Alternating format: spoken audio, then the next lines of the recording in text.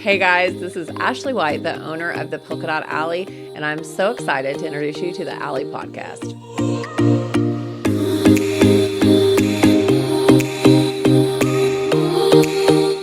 Hey guys, my name is Ashley White and I own the Polkadot Alley. We are here in Fort Worth, Texas, and this is our 17th year in business. We were talking about wanting to do something really fun for this year and something different outside of our usual, which is selling on our app, doing live sales, the website, obviously, things of that nature.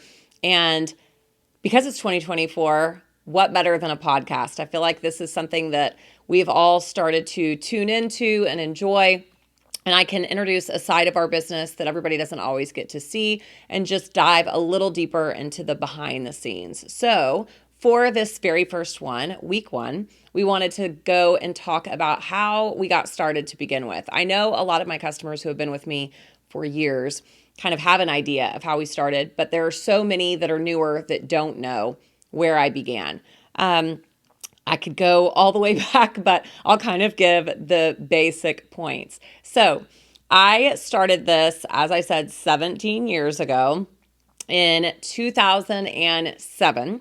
And I was a teacher. So I was a high school teacher. I had a degree from Texas Tech in Lubbock, Texas in business marketing. No fashion experience whatsoever. Was not really into fashion. I still do not call myself super fashionable, honestly. I had more of a business mind and marketing experience. So this kind of fell into my lap, honestly. Right idea at the right time. And I was teaching, and I'm a bit of a craft nerd. And so I had asked for Christmas that year to get a embroidery and sewing machine. I wanted to make t-shirt quilts out of my sorority t-shirts. I was an Alpha Chi Omega at Texas Tech. Go AKO. And so my mom got me one. That's how this all started. I made a t-shirt quilt, I think one, and it took me forever, and that was all I made. But I started making other things. At the time, I was teaching at McKinney Boyd High School in McKinney, Texas, and I wish I could remember her name. This is old age for you, that I hung out with this girl every day. She was a teacher, and I cannot remember her name. And she actually worked in the front office, and she was engaged. She had me do towel wraps for her bridal party. And anyone who's been with me for the whole time knows, but I have not made them in a long time. But we would get terry cloth, actual towels from Walmart, and we would sew embroidery, we being me, we would sew embroidery and Velcro and elastic and ribbon, and we just got them looking really cute. And over the years, of course, they got cuter and cuter, and I started to get help. McCall Sanderson came in and helped me. And so little by little, it started with sewing things. At that point, I was in McKinney when I first started, and I had met my now husband, James. We were dating long distance, and I was working during the day and just working on some crafts and stuff at night. I decided to get a website. A lot of people ask how the name began. That was kind of a crazy fast thing too. There was a clothing store in McKinney called Urban Alley. I don't even know if they're still there. I loved the alley, just the idea of alley. It was somewhere you could go. It was somewhere you could be. Hence the name of this podcast being the alley. I've always loved the alley part of our name. And my best friend, Sarah, I was like, what can we name this? I need to name it something girly. And so she was like Polkadot. So it just became the Polkadot Alley. I immediately got the domain name for, back then $5 or something probably online. And we started just this basic website. I moved to Lubbock after a while, still dating James. And I started teaching in Lubbock as well. I grew the business more and more. At that point, it was only things I was making. So I was doing embroidered burp cloths for babies and onesies and making those towel wraps and just doing all sorts of wipes cases, stationery, clipboards for sorority girls, a lot of things we were making. And so I would work all day, and then I was working on that at night. I needed a place to do it. It started to kind of get to where I was doing a lot of work. So he and his dad actually built out our 3rd-car garage. We lived in this garden home in Lubbock, and it had a 2-car garage, but then it had a separate 1-car garage. He and his dad went in and put in flooring for me. They closed in the overhead door and made it an actual room with air conditioning and all the good stuff. And that's where this all truly began to grow. I would go out there every single night, upwards of 3, 4 in the morning. And then I would have to get up a couple hours later to go teach. Luckily, we only did that for 1 year and then decided mutually that it was time for me to quit teaching. I will never forget. I think when I decided to quit teaching, we had done that year right around, I think, $50,000 in sales for the year. And I remember thinking, no offense to Lubbock Cooper, but at the time the teaching salary was not hot. And I really didn't have employees at that point. And so it kind of was like, hey, if I'm able to make 20 or 30,000 take home for the most part doing this, and I don't have any help and I don't have anybody doing this with me. Honestly, that's about what I was making teaching at that point. It was like, okay, let's do it. And I think I said a month. Did I say a month? That was for the year. So I'm sorry. That's what I made for the year in sales, because I was doing it all, by myself out of the garage. So we decided to have me quit teaching. We were getting engaged. I was getting this going. So that's kind of what happened. Well, I ended up getting engaged, getting married. It continued to grow just kind of slowly. It was a lot of sorority things at that point. Once I moved to Lubbock, I was making a lot of bid day gift baskets and bid day towel wraps and a lot of the sorority gifts and stuff. So 2007 until 2011, honestly, were just pretty small. Me, sometimes with my helper, McCall, and growing it. Early 2012 is when it completely boomed. It was definitely a case of just getting in at the right time. I know so many people now will ask me that are trying to kind of get into this industry, and they're like, how did you get it to grow and all that? Some of it was luck. Some of it was hard work. Some of it was dedication and persistence. I mean, just like I think in any business idea or anything that you do, there's always got to be a little bit of luck. There just is. And I know people get not mad by that, but I think sometimes people can get offended because they're like, it wasn't luck. I worked hard. I did work hard, but I think luck helps too. And timing is everything. And it was just the right time. My daughter was born 11/11/11, my first child. And we called her baby Polkadot at the time. I never wanted to really post her name and talk about it, so we just always called her baby Polkadot. And in March of 2012, I had been shopping Facebook auctions, is what they were called back then, for clothing for her. I was looking at all the preppy smocked clothing. And I kept thinking, gosh, why is there nothing like this for us? I felt like we had all these cute kid companies that were doing baby clothes and things of that nature on Facebook, but there really wasn't a lot for women. And of course, now Instagram is huge and you have all these other avenues and you have influencers. It wasn't like that in 2012. In 2012, every page that you liked, you saw the content because there weren't as many pages. Every friend that you have, you saw their content. You didn't have as many friends on there. It just wasn't what it is now. And so you weren't paying for ads. You weren't paying to boost anything. If somebody liked my page, they always saw all of my content. You couldn't beat it. It was the best. I would love to go back to those days in so many ways. But regardless, that's how it started. I just sat there one night and thought, I should do this for women and for the things I sell. So we started doing Facebook auctions on Wednesday and Sunday night. That's how it started, 8:45 Central, which now seems so late at night. Can y'all imagine? But we would do Sunday night and Wednesday night, 8:45 Central auctions. And what that would mean is I would decide ahead of time, okay, I'm going to sell these 20 items. And I made a graphic in Microsoft Publisher. I'm deep diving here into the history, telling you guys. Some of you may not care about all this, but I know some of you will think it's interesting. It's fun to kind of think back on it. And in Microsoft Publisher, I would make a graphic, a square, and it would have the name of the item on the top. It would have the price on the bottom. And then on the inside of the square, I would have the picture, always a stock photo, because of course it was just me. I didn't have models or anything. And then a description of the item.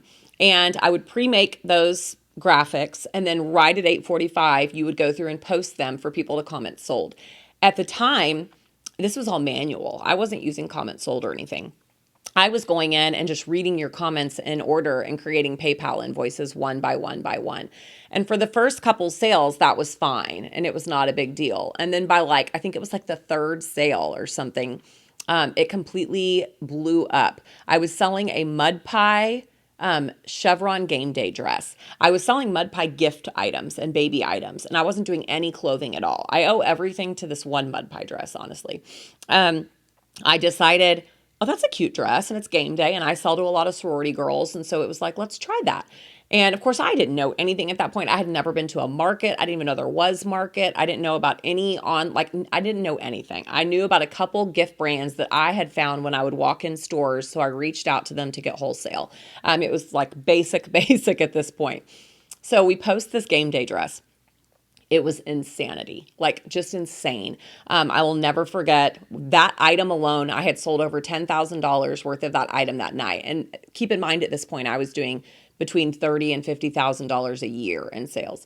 That night, we did over $10,000 worth of that dress. I was frantic. I immediately called McCall, who her sister was my student, former student, and I was like, I need help. She had been helping kind of sew some towel wraps, and we sat on the brown leather couches in my living room with legal pads and pens, and we were writing down everybody's order and their email address and PayPal invoicing. And it took us like a week to send all of these invoices to everybody. I remember there were some people that were like, they didn't know what this was. They didn't know the concept. They were like, am I ever getting it? Are you real? And I was like, I promise I'm sitting in my living room doing this. And it was just crazy. It was frantic. I immediately started thinking there has to be a better way. So I started looking online. I found a company called SoldC, which was the initial comment sold idea. I called the guy. It was a Sunday night. I called him and said, I need help. I don't know what to do. Wednesday, we sold $10,000 worth of dresses. I'm scared for my sale tonight. Sat there and talked to him. They had like 2 clients at that point or something. We signed with them. He and his partner flew out to meet me.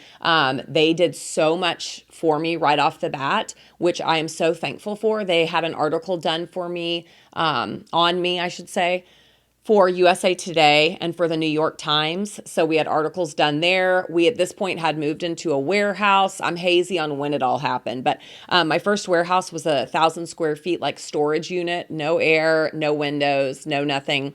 I think that's where we did the photos for the USA Today and New York Times from. And it just kind of blew up from there. I think it was just the right concept. The fact that everybody who liked our page saw our content. Me getting SoldC, which was able to automatically do automated invoicing, which I think was huge. So just a lot of those things coming together helped us to grow rather quickly. And then from there, I was like, okay, these people obviously want clothes, so we need more clothes. So that's when I started doing more and more clothes. So for the longest time, we continued doing towel wraps. Those were huge. And it was a big part of our business. But it's a lot. It's a lot of work to embroider things. It's a lot of work to sew and make things. And it kind of became this idea of, how long can we keep doing this and grow to the level of what we want to grow? And I know there are companies that their whole focus is the embroidered and the gift items. And I think that works for them because that is their whole focus. But for us to try to do both was really hard. So sadly, after a while, that part kind of had to fall off of the options. It just was not worth the time and money to be able to do that. Plus the liability of messing up one time on the machine and having to trash it. So we stopped with those. I do miss them. I love them. But we had to move on from that.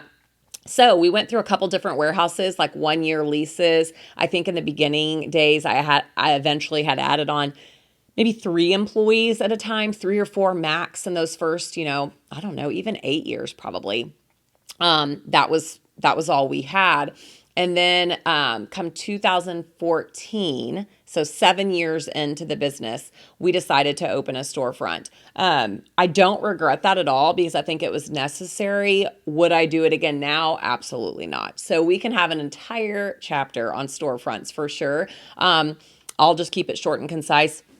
As I'm sure most everyone is seeing nowadays, people are shopping much more online than they are in stores. There's just no 2 ways around it. You have so much more overhead. You have theft. You have just staffing, so many other things that come into play with a storefront. And as we grew and grew and grew, I want to say at the point that we opened the storefront, we were already online doing well over $1 million a year in sales. And it's just really hard to match that in a storefront, especially in Lubbock, Texas. You can do well for sure, but to be able to have the same potential as what you can online, you just can't. So we got that lease. It was a 5-year lease on 50th Street in Lubbock in 2014. We had been working like crazy on building our first home, moving into the store, and building our second baby. I was pregnant and did fertility. Another chapter can be about that, to get my sweet Harrison. And we were working on the store, trying to get everything opened. We literally had our grand opening at that first storefront on March 1st, 2014, and I had my baby on March 18th. So 17 days from having a baby, we were opening up that storefront. We were still selling online at that point. Of course, we were not doing live selling. That was not really a thing then. We were doing videos. We were doing the 2 nights a week sales with the item comments sold. That had all grown, but we were not doing full on live selling. Obviously, the name of the game in this industry, and really any, is pivot. You have to learn to pivot as things get added in and things change, just like me doing this podcast right now, us moving over to TikTok, all the things as they come. You kind of have to be willing to do it or you'll get left behind. So we, as everything was introduced, did it. The store, I feel like in some ways really did slow us down. If I had it to go back and do again, I don't think it was the best thing for us, but I know that we created so many relationships with locals in Lubbock, and I know that it did help us grow in so many ways that it's kind of twofold. Like, you never know fully, was it for the best or not? But we were good for those first few years. I had Harrison, which he was born with multiple birth defects. He had a trach. We had a lot of surgeries and things that went on. Luckily, I had great employees at that point helping me and working at the storefront. We weren't doing lives. I wasn't as needed necessarily. So it did allow me to kind of step away while that staff was there and be with my baby. The wild thing is that at the same time as all of that happening, the industry itself started to grow. When I got in, it was early, like I said. It was good timing. I did not have a ton of competition.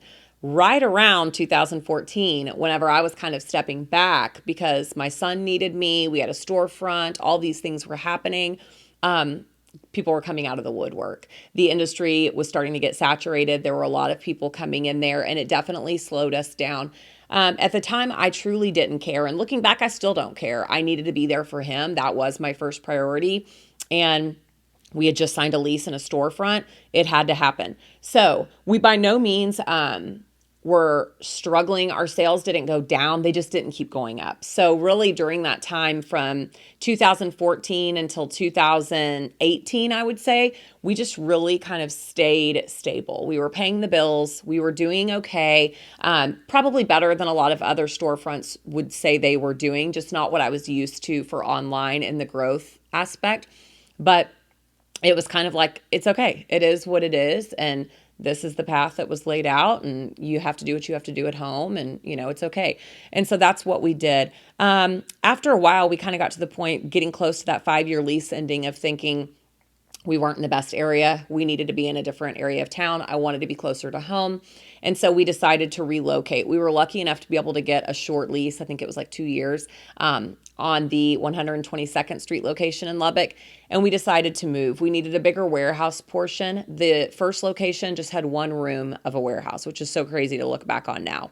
We moved from that location, which was 5,000 square feet, but the bulk of it was the store. We had like 4,000 square foot store, 1,000 square foot warehouse, and that just was not working. So we moved to 6,600 square feet. And in that location, we had about 2,000 square foot store and over 4,000 square foot warehouse, which is more of what we needed so we could really start hammering in the online sales. I can't remember when we started lives, probably somewhere in that realm. And we started doing the live selling. But then guess what happened? COVID. So we moved into the new building. We're all psyched up. We're ready. We're going to start growing the online. We kind of minimized the store some so that we could do more of a focus on online, made the store half the size of what it used to be. We were so excited and fired up and pumped up, and we got rid of Shopify. We moved our whole system to comments sold. Looking back now, I could kick myself, but I didn't know. It's okay. And then COVID happened. And I will never forget that. I know everybody, we could talk for hours on that. We all probably felt the same. It was during spring break. We were in the mountains at my in-laws' house in New Mexico. And my husband's like, we may have to drive home. There's this thing, and it's, they're shutting down towns. They may shut down the highway. And I was like, what are you talking about? You're crazy. And fun fact, I remember this like yesterday. We used to sign and do little notes on all of our postcards. I really want to get back to that at some point, but we have outgrown it to the point where I would have to fully staff multiple people to do it. At the time, I was signing all the postcards. So we had our return postcards, and on the back of them, I would write just some cute little note or picture or whatever. And so I had this whole stack of the postcards. I was sitting at the dining table at this house in New Mexico, filling out customer postcards, writing notes. And he's like, we need to pack up. We got to go. They're going to shut down the highway. They're closing towns. And I was like, you've lost your mind. You're so paranoid. That's not going to happen. That's crazy. Over a virus. Like, what are you even talking about? So we stayed. I filled out those postcards. We got home. I found out, boy, was I wrong. And we all know what that turned into. So we eventually had to close down the storefront temporarily, not permanently at that point, but we had to close the doors. That was a very stressful time. I feel for anyone whose entire business was brick and mortar or face to face, because it was a serious struggle. It was very stressful, knowing what the right decision was. In order to pay the bills, you needed to not close. But then if you didn't close, what did that make you look like? And what were the people in town going to think of you? And people would think you cared more about sales than the health. And it was extremely stressful. It was like I remember there being a part of me and all the owners, we would all talk to each other in the industry that were like, well, we don't want to close. We want to just leave it up to the individual person. If they don't want to get out, they don't have to come out. We'll do curbside pickup, wear masks, all those things. If they want to come in, they can come in. But then it got to the point where it was honestly like so anxiety producing for me on what are people thinking? And then every time another business in town would say, we're going to close for the safety of others, you felt like, oh, it was just really stressful. So we decided to close. I felt really bad because we couldn't afford to keep paying everybody their hourly. Everybody was on hourly at that point, but if they weren't there, and we weren't making any sales. So we really started trying to push harder online. And I think so many of us did during that time. And that's when, the next big boom for us happened. So the first one I would say was around 2012. And then again, around 2020, which is the case I know for so many that were online, because that's where all the business went at that point. So during those days, we were really trying to grow the online. I want to say we were doing lives by then, surely. And of course, prior to then, we had moved from Sold C to Comment Sold. Comment Sold came in and just did it better and did it faster and kind of pushed Sold C on out. But we grew online during COVID, and we had so much support. You guys were there. I know so many of our customers came on during that time. It was just a really scary time for everybody, and everybody was kind of looking for not only entertainment, but just kind of a piece of the outside world. And I think it was really interesting for somebody sitting in Georgia to be able to listen to me in Texas. It just kind of gave you the outlet that you needed. So I think obviously no one is happy that COVID happened by any stretch of the imagination. But during that time, I know a lot of online businesses, including mine, completely grew and flourished. So that's kind of where that led us. So starting from me being a teacher, doing a one-car garage business, and eventually quitting teaching, getting a small warehouse, kind of getting another warehouse, opening the storefront, realizing that we were better online than in store, and getting a location with a bigger warehouse, smaller storefront. We were still living in Lubbock at that point. By 2016, I had my third and final baby. And 2020, everything happened with COVID. And we started talking about moving at that point to Fort Worth. I had always wanted to move to DFW. I'm from this area. My family is in this area. And it was really important for us to get back here. And my husband was never going to leave West Texas, I thought. But during COVID, we realized he did not have to be in office every day. He has a farmer's insurance agency. And I was like, listen, they don't want to see you every day. Your clients don't care if they get to talk to you face to face. It's the 2020s at this point. Is that what we call it? The 20s? That's bizarre. So it's the 20s. Everybody's doing it. Go remote. So I convinced him and we decided to move. We moved here and started out in a 14,000 square foot warehouse, which, keep in mind, we were coming from a 6,600 square foot warehouse. So we more than doubled our warehouse size. And at that point, we thought that would be enough. We didn't know. We were working in 6,600. We realized how stacked we were on ourselves when we got into that 14,000, and we completely outgrew it pretty much like week one. It was chaos. Um, if any of you are here right now that were here then and you're still here, thank you. I love you. I owe you, because it was nuts. We moved here. I had one employee come with me. Stevie came with me. I'm still shocked by that. It's crazy the way that all even happened. She had been working for me in Lubbock. She started out working, doing, I think, emails and just entering products, things of that nature. And it became, whenever it became evident that we knew we were moving, it was like, gosh, I wish we could have somebody come with us. I feel like starting completely from scratch with a whole new staff is going to be crazy. So I tried convincing everybody that was working for me, basically. I was like, come on, let's go. It'll be fun. Like, try to get everybody to come with us. And here's one thing that you'll understand if you're in a small town, and if you aren't, you probably won't. But people in Lubbock, they are from Lubbock, they are staying in Lubbock. Trying to get somebody out of that small town that they are born and raised in is no small feat. So most everybody was like, no, I'm never leaving here.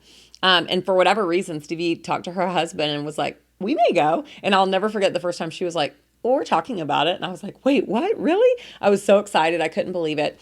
And her husband started looking for jobs here. Not only did she and her husband and two girls move here, but her parents and his parents both ended up moving here as well. So no pressure. I told her, I was like, okay, we are in this, we're doing this. So she helped me move everything here. We completely grew from the DFW side of things. And we eventually did end up closing down that Lubbock storefront. It was too hard to do it from here. We were mailing inventory there, so we were spending so much more on shipping the inventory back and forth. I wasn't there to keep things updated and to be checking in on things. We were paying rent in both locations, and we were still paying for the full 6,600 square foot there rather than just the 2,200. It was a lot. And so it was kind of like, we need to be able to focus 100% and really give it our all online. And so I remember thinking, gosh, okay, if the store sales are doing this per month, like, do I think if I close that we can make up for that in online sales? And we did, in a huge way. So it was 1,000,000% the right decision. We ended up shutting it down before our lease was even finished, and just kept the building sitting there until the lease had finished itself out. And we were able to fully put our focus into our online business. I think a lot of our Lubbock locals have stayed with us online, which makes me feel good and happy. And I hope that they do know it was, it was time. It was time. We kept the storefront for about 8 years. And truthfully, that was probably 6 years longer than we should have. But it was something that I had to do, and I'm glad that we did it. And now we know we don't ever want a storefront again. We are going to stay online. But we ended up nearly dying in the first year of moving here. We could not find staff. Everybody was coming off of the COVID, working remote and not wanting to work in person. We were interviewing like crazy. We were getting applications from people that wouldn't show up to interviews like crazy. It was a very unique time to be an employer, I will say. And we struggled very bad, not only on getting the staff, but also unpacking. We had 6,600 square feet full of semis that had just basically been dropped off here, but we still had orders to fulfill. We couldn't find inventory. It was a hot mess. I could do a whole episode just on that, but it was crazy. Thank God we made our way out of it. My family came in and helped. Her parents came and helped. We were able to get over that hump, get moved in and get settled, and get back to selling live. We had to take a break during that time because it was kind of that second time of me having, I'm not really somebody who gets a lot of anxiety. I do think I can get situational anxiety the way anyone can. So during COVID, I kind of had that, like, what do we do? What's the right answer? And when we first moved to DFW, I had it again because we were so behind on orders that if I would hop on a live, people would be like, where's my stuff? Where's my stuff? I wish I could buy, but I can't buy because I'm still waiting on something. And it would make me honestly feel sick to my stomach. So it was so scary to know that not only did my family move here, but her whole family moved here and bought a house here, and we're building a house here. And what if this all crumbles and I'm still paying rent over here? And it was, honest to God, business wise, the most stressful time I've ever had in my entire life. It was 2021, I think, at this point, and I did not know if we would survive. And I felt all the pressure, and I felt like was this the wrong move? What are we going to do? How do we get out of this? It was awful. But we did, as you do, and you figure it out and you muddle your way through until the water gets clear. And that's what happened. And I don't think I have necessarily a 100% clear answer as to how we got through it, but we just did. We just worked every day and we kept working and we brought in as much help as we could. And little by little, we hired good people and it just kind of grew and worked. And then guess what? We outgrew that building. I am putting my hand, somebody find me a Bible. We are not outgrowing this building. We are staying in this building. But we just recently, in the last few weeks, moved into this building. It's almost 21,000 square feet. It is so unbelievably nice. It is beautiful. It is full of air conditioner and heaters and all the things that one in Texas needs. And I feel like we are now we're now where we were meant to be. We are now flourishing because we have the right people. That's such a key thing in this. I know a lot of boutique owners that over the years have asked me for advice or said, how did you grow the way that you did? Delegation is key and just getting the right team in place. You could sit there and do it all yourself, but only for so long. For growth, I think it's definitely imperative to be willing to have help. You can only go so far as one.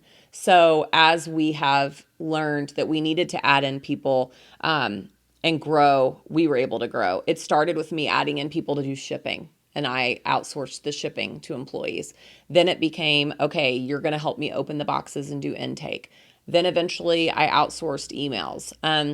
Little by little, as I have and by saying outsourced, they work for me in the building and everything. It's not another company doing those things, but I just mean delegating, honestly.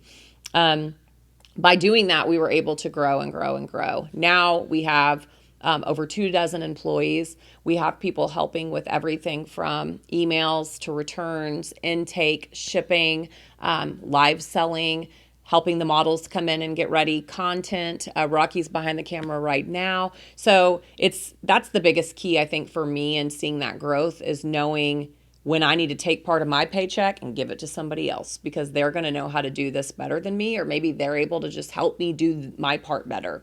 And so it's really nice. Now, 17 years in, I am able to be much more hands-off in the day-to-day. I do not come to the warehouse every day. I do not work here 40 hours a week because I earned that right. I'm 17 years in, and for many, many years, it was me. It was me working all hours of day and night. It was me packing orders. It was me processing every return and coming up with everything. And now I'm able to do kind of the things I want to do, which has honestly made me fall in love with it again since moving here. And I feel like I could get emotional. I'm not going to, but I'm able to get back to the basics of it, of what I want to do. I buy and I sell, and I buy and I sell. I still love picking out our items. I love naming our items. I love working with our vendors and creating and establishing relationships with them. We're now designing customs, which is a whole new fun avenue that I'm able to be creative with. And again, I'm not a fashionable person per se, but 17 years in the industry, I know what we need and I know what we can sell and I know what's missing and I know what I can offer. So that's been a really fun new thing for me. And then selling. I love going live with you guys. I love talking to you guys. I love having that relationship. I'm a relationship person. I'm a people person. As this should surprise no one, I was an officer in student council, Grapevine High School, go Mustangs. I was an officer in Alpha Chi Omega. I like people. I like the relationships. I like talking, hence the Alley podcast. I like all of those things. And so I don't necessarily like managing. I don't like overseeing. I've never been a micromanager. Stevie can tell you that. I am very I just trust that you'll do what you're supposed to do. And I know that we hire adults and they're going to do their job. And 99.9% of the time, that's what happens. And now I have Stevie to make sure everybody's doing their jobs, which is a godsend because I'm able to step back and just focus on the creative side of things, which is what I love. And that's what I honestly think I'm good at. So I joke that I'm the fun aunt that comes in and brings cookies and orders DoorDash sometimes. And I get to let her kind of oversee the day-to-day, which was kind of our deal when we moved here. And she's amazing at that. So it's kind of the perfect marriage of I got to step back and do the things that I want to do. And do I think everybody's going to get to do that year 1, year 2 of owning a business? Absolutely not. It took me until gosh, I want to say year 14 before I was able to do that. So for the first 14 years of this, I was in it every single day, more than 40 hours a week. And I still work 40 hours a week. I just don't do it all from the building. So that's it. In a nutshell, that's how it started. So from 2007 to 2024, here we sit. The first order that I ever had was from Tony Lucas in March of 2007. I was so excited when I saw that first order come through. I still get excited when I see orders come through. I still have my hand in all of that. And every single day I'm looking and seeing what our sales are for that day. What was the best selling item for that day? What customer spent the most that day or that week? And let me tell you, that's always a surprise too. It always changes the products that sell and the customers that buy. And so many of you have been with us for the long haul. So many of you are new. I hope it continues to grow. And I don't plan on going anywhere for a really long time. I might be old and full of gray hair and wrinkles standing there selling to you guys. But my hope is that you'll just keep aging gracefully with me and keep shopping with me. And I'm excited to see where it continues to go. So we at least have the next 5 years in this building. So if we outgrow it, listen, I'm not against the idea of us having another boom, but we're going to just be in multiple locations. And you guys are all going to have to come help us move so that we don't fall down again. I know if I do, though, you girls are here to help pick me back up. So that's it. Thanks for watching Chapter 1, or listening, shall I say. I can't wait to hear what you guys want to hear more of. We will try to do this for you weekly if you want us to. We'll see what the topics become, who comes to sit in the chair next to me that you can't see, but I promise it's there. And not only do I want to talk about the Polkadot Alley, of course, but I think it'll be fun to talk about just all the things that women like to talk about. We'll talk about motherhood. We'll talk about fashion. We'll talk about entrepreneurship, home building and design, all the things that I have become an expert at, or at least I like to think so. And then we'll just kind of go from there and grow. So I guess until then, I'll see you next week. Are a dressy, cute sandal. They give off that vibe of like a platform or a wedge, but they're not. They're flat and they're comfortable. They're cushy. They almost have like a